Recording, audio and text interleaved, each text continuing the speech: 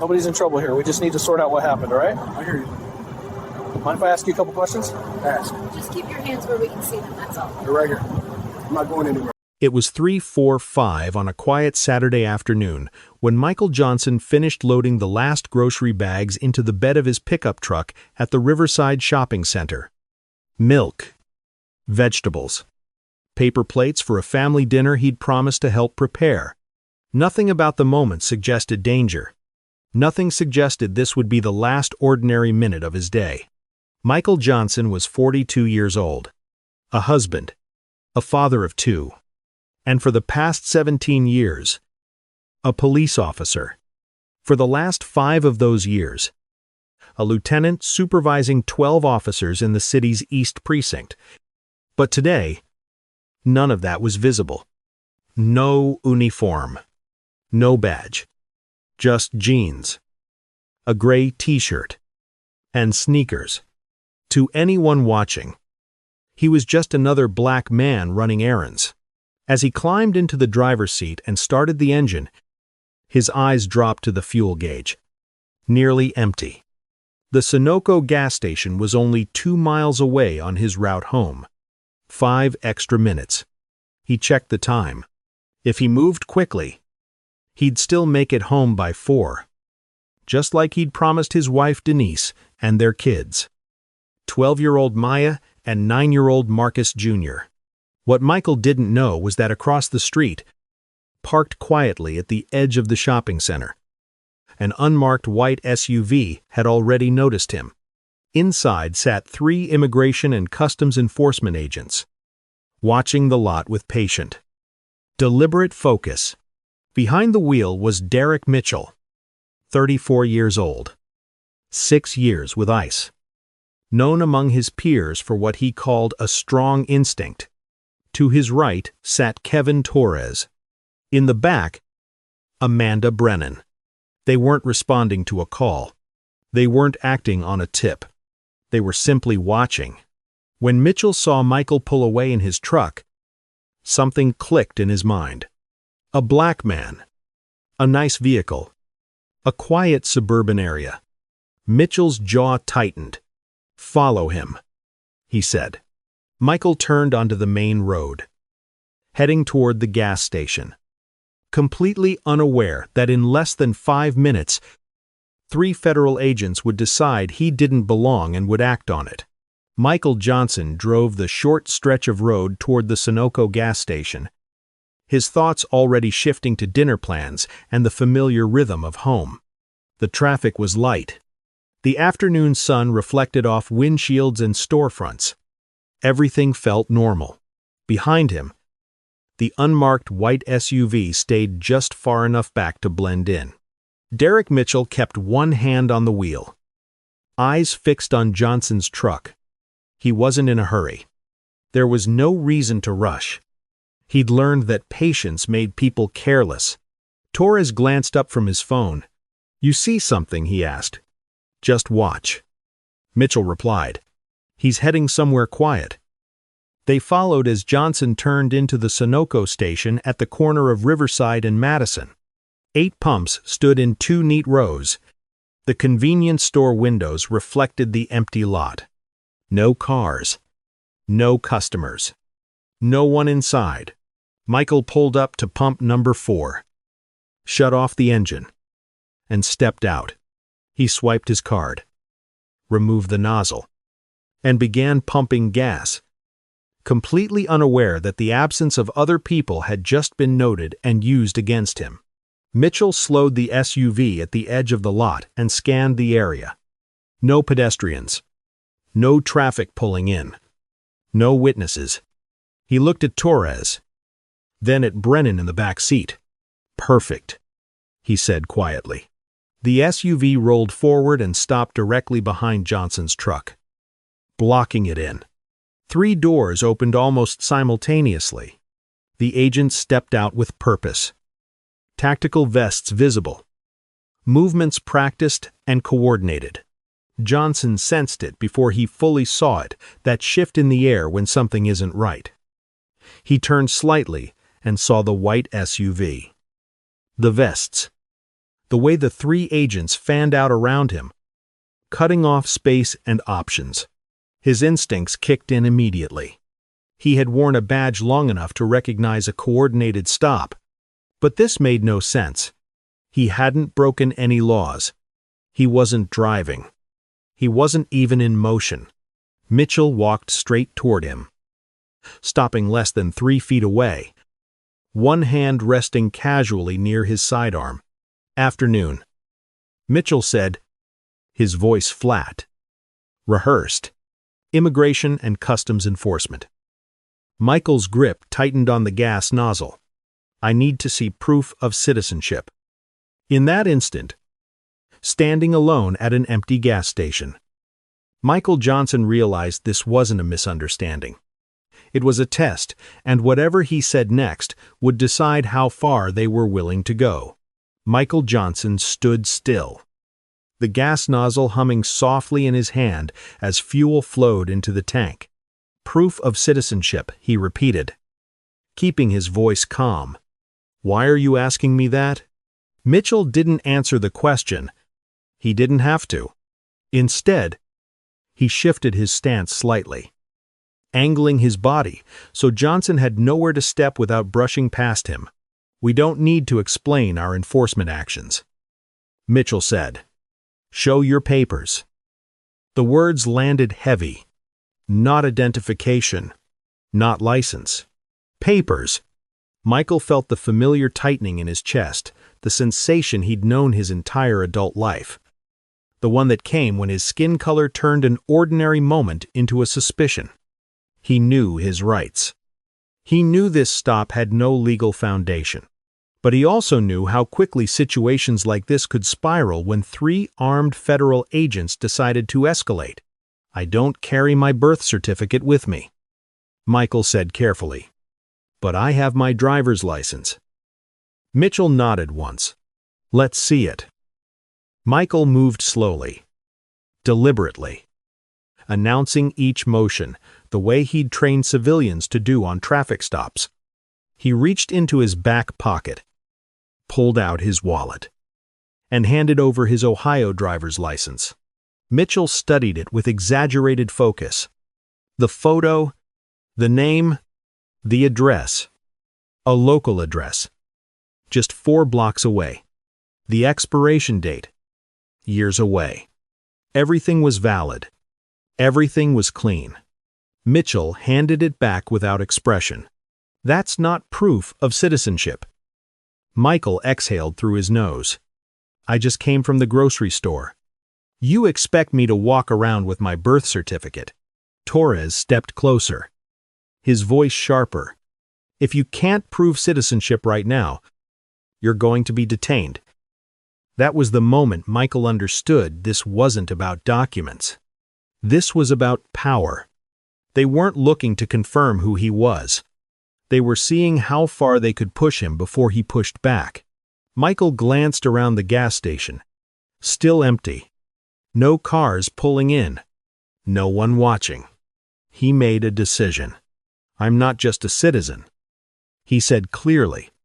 "I'm a police lieutenant with the city police department." Mitchell's mouth curled into a slow, amused smile. "Sure you are. I can prove it." Mitchell held out his hand. "Then prove it." Michael reached back into his wallet and removed his official police identification laminated. Embossed. Unmistakable. His photo. His badge number. His rank printed clearly across the front. Lieutenant, East Precinct. He held it up so all 3 agents could see. And for the first time since they arrived, the balance shifted. The change was immediate. Mitchell's smile disappeared as soon as his eyes locked onto the identification. He leaned in closer, examining the card under the afternoon light. The seal, the formatting, the photograph. There was no mistaking it. This wasn't a fake. This wasn't a guess. This was a legitimate police lieutenant standing in front of them. Torres stepped in beside Mitchell, his confidence faltering as he read the rank printed clearly across the card. Brennan said nothing. but her eyes flicked between Michael and the badge in her hands. They all understood the same thing at the same time. This man had authority. Mitchell straightened up and handed the identification back without a word. His face settled into something carefully neutral. "You're free to go," Brennan said quietly. The words landed like a release valve. Michael felt the tension ease from his shoulders as the agents turned away. No apology. No explanation. Just a retreat. They walked back toward their SUV. Body cameras facing forward. Red recording lights blinking steadily. Professional. Controlled. By the book. Anyone watching would have seen a routine encounter that ended peacefully. Michael turned back toward the pump. The gas meter ticked upward. His hand steadied. It was over. He'd be home in 10 minutes. Dinner would still happen. Then he heard footsteps stop. Michael glanced up. About 15 feet away. The three agents had paused in unison. Their backs were still turned. The SUV sat ahead of them. Engine idling.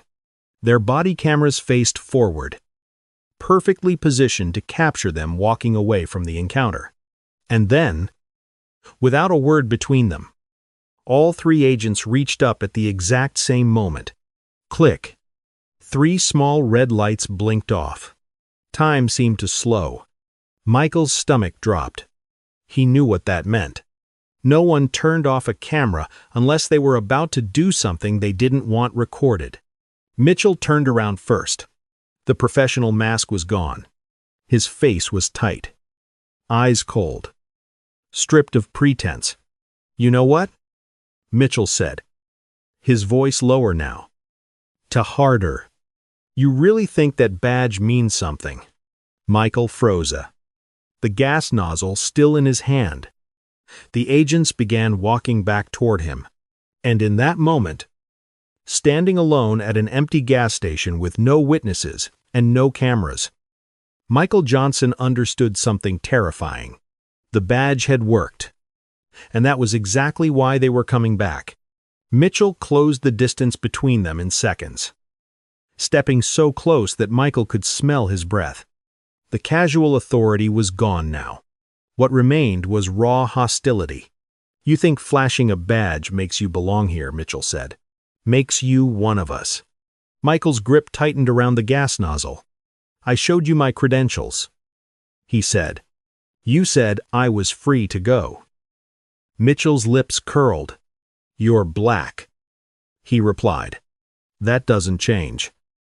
Before Michael could react, Torres lunged forward and grabbed his arm, yanking him away from the pump. The sudden force threw Michael off balance. He stumbled, trying to regain his footing. "What are you doing?" Michael shouted. "This is illegal." Brennan moved in from the other side, seizing his other arm. The two agents slammed him hard against the side of his truck. Metal rattled. The gas nozzle slipped from his hand and clattered onto the concrete. Fuel spilling across the pavement.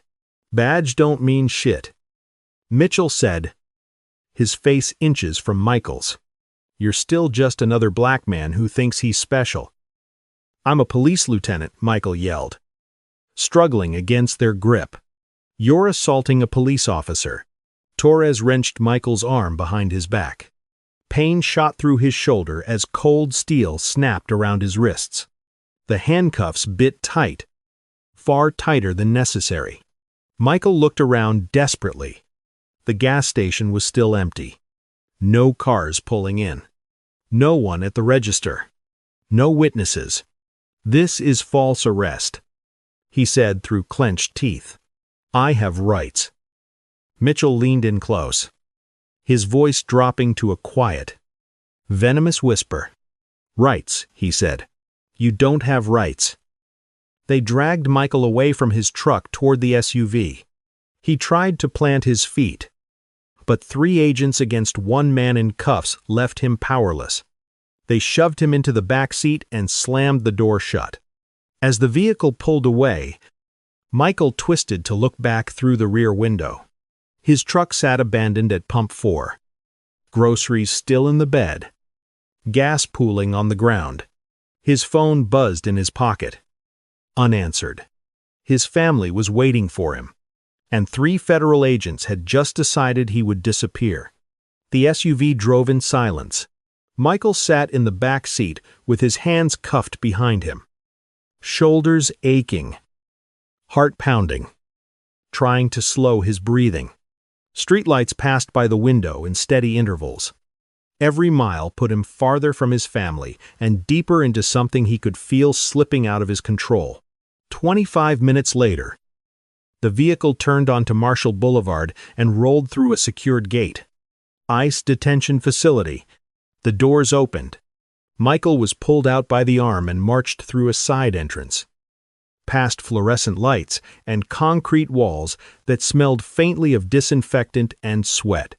New detainee. Mitchell said at the intake desk. Suspected immigration violation. Michael raised his voice. My name is Michael Johnson. I'm a police lieutenant. I'm a U.S. citizen. This is illegal detention. No one looked up. They processed him like he was no one. His phone, his wallet, his keys, his watch, then his police badge, the same badge that had meant nothing at the gas station, was placed into a clear evidence bag and sealed shut. Every piece of his identity disappeared behind plastic. I want a phone call. Michael said, I have the right to call my commanding officer. A guard walked past without slowing down. They led him down a narrow hallway lined with holding cells and stopped at one with a faded number on the door. Cell 7. They shoved him inside. The metal door slammed shut. The lock clicked. Michael grabbed the bars. You can't do this, he shouted. You saw my credentials. No answer. Minutes stretched into hours. The hard metal bench pressed into his legs as he sat there in his civilian clothes, staring at concrete walls. He asked for a phone call. Then again. And again. Each time, he was told, processing isn't complete. Michael Johnson had spent 17 years enforcing the law. He knew exactly what this was. They weren't verifying anything. They were stalling, hoping he would disappear into the system long enough for the truth to stop mattering. And while he sat in that cell, stripped of his name, his rank, and his voice, the clock kept ticking. At home, dinner went cold, and no one yet knew where he was. At home, Denise Johnson checked the clock again. 7:37 p.m.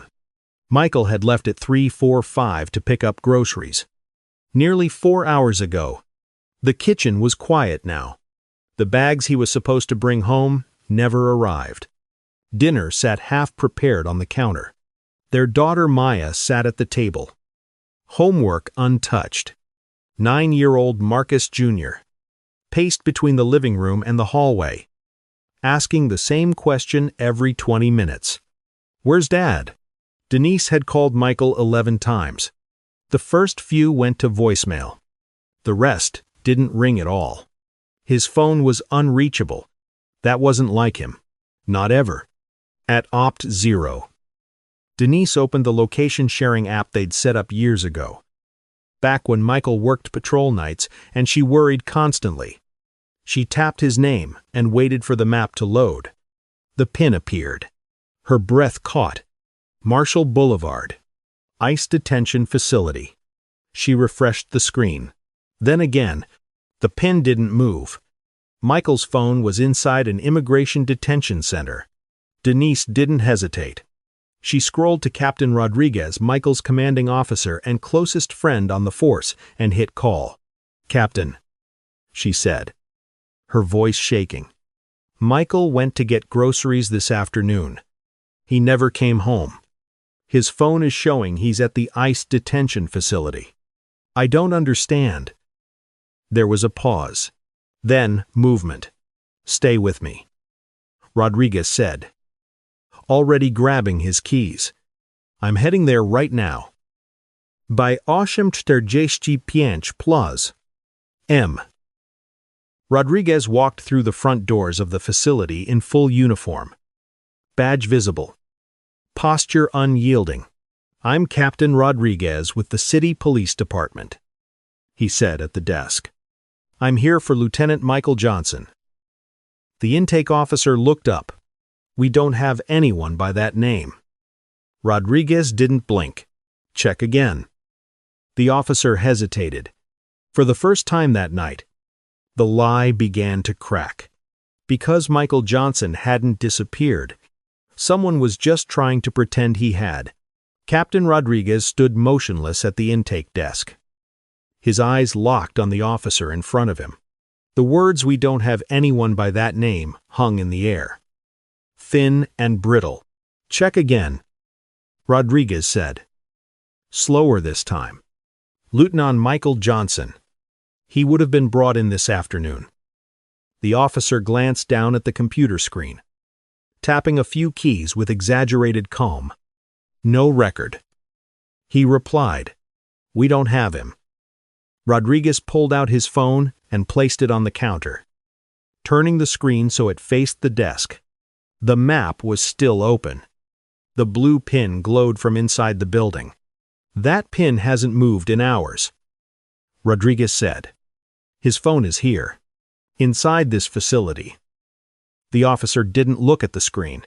Phone locations aren't always accurate. Rodriguez leaned forward, lowering his voice. "They are when you know how they work. And when you're not lying." The room felt suddenly smaller.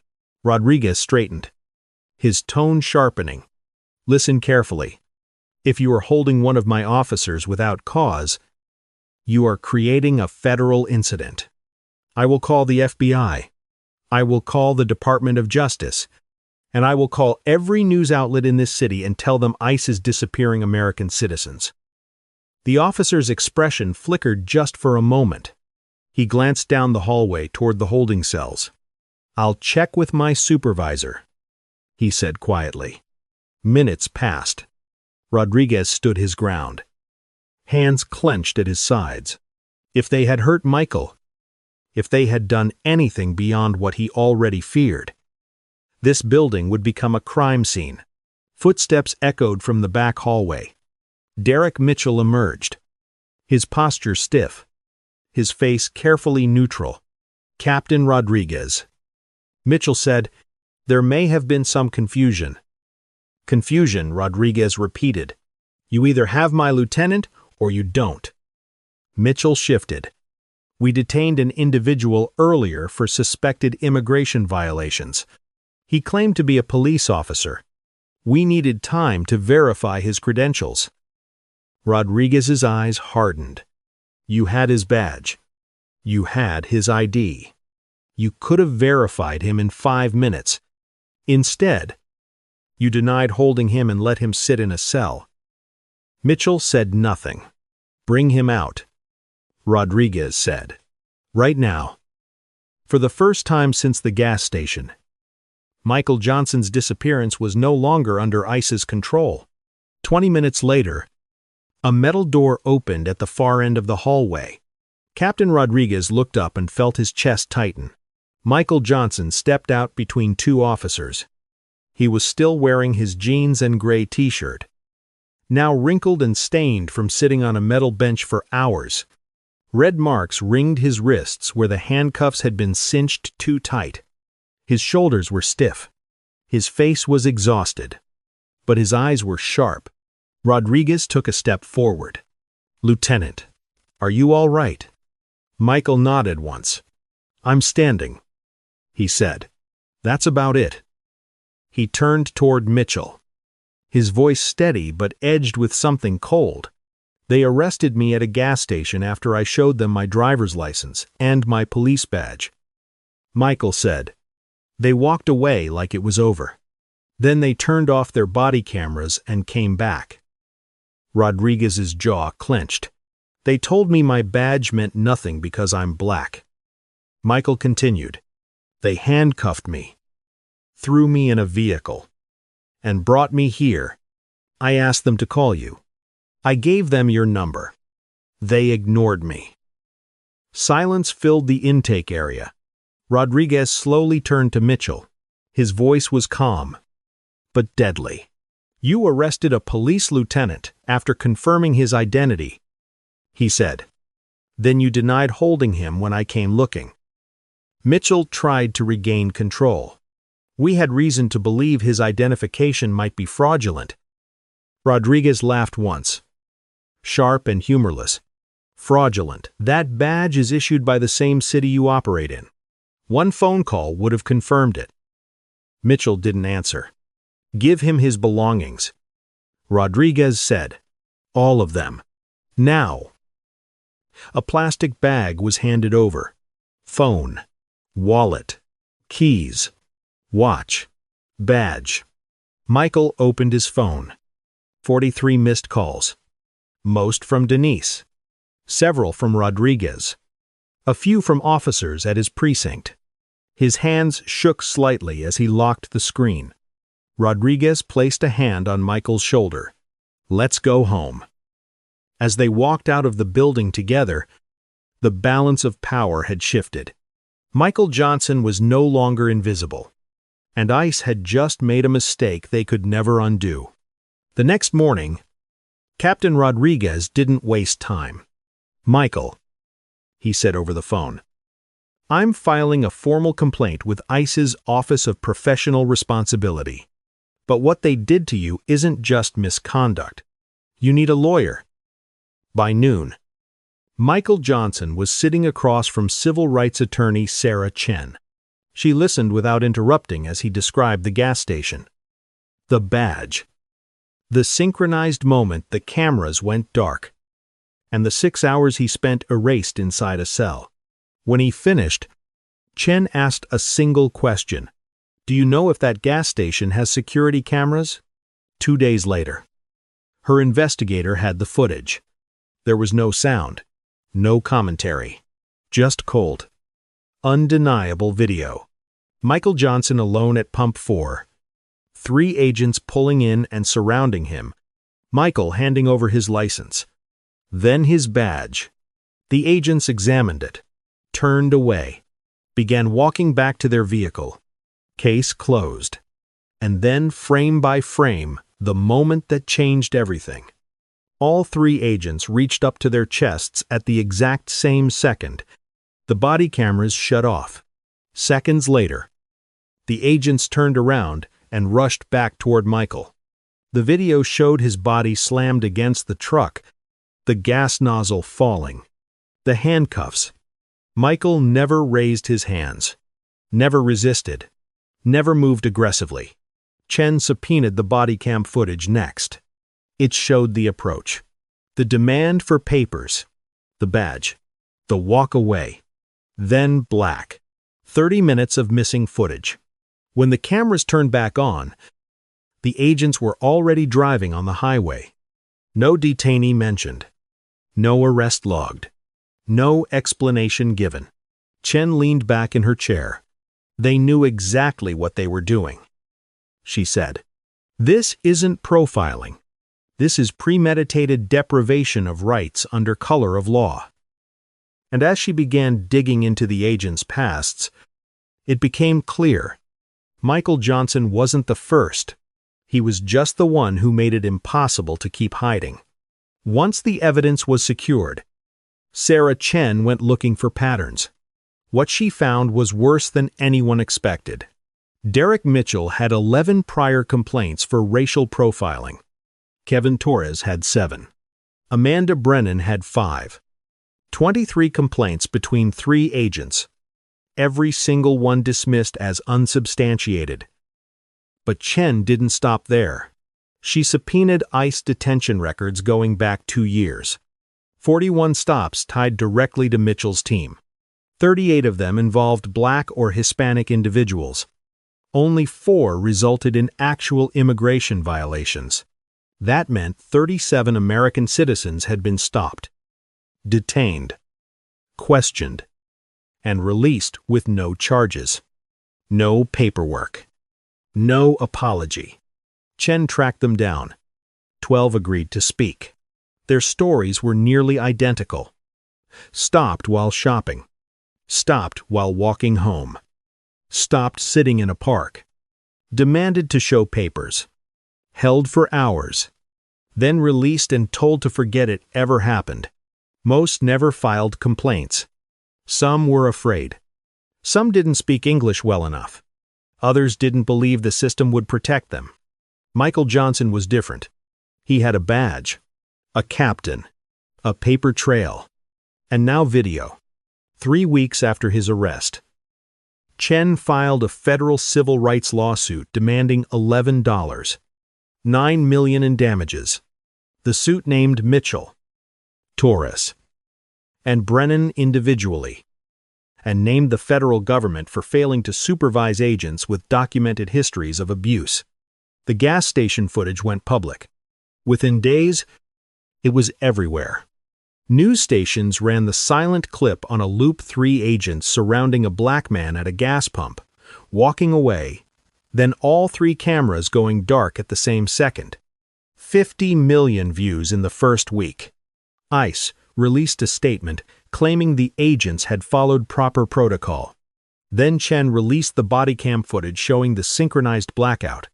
The defense collapsed overnight.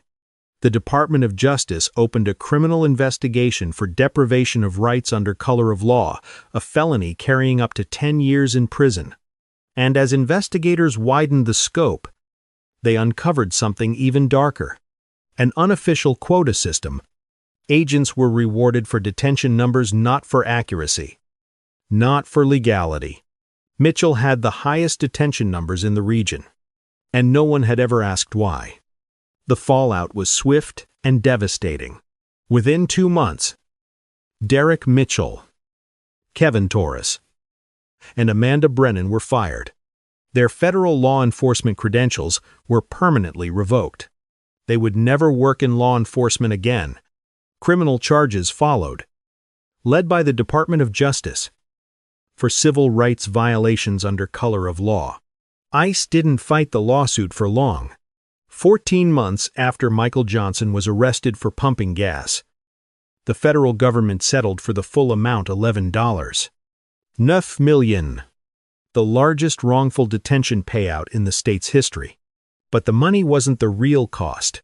As part of the settlement, ICE was forced into sweeping nationwide reforms, mandatory racial bias training, strict body camera policies with zero tolerance for tampering, independent civilian oversight boards, a full audit of detention records going back 5 years.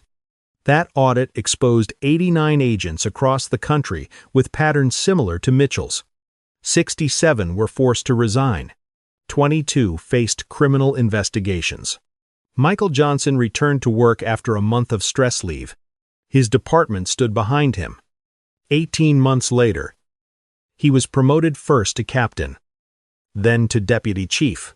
He used part of the settlement to create the Rights and Dignity Foundation, providing legal help to people who had been detained, silenced, and erased just like he was.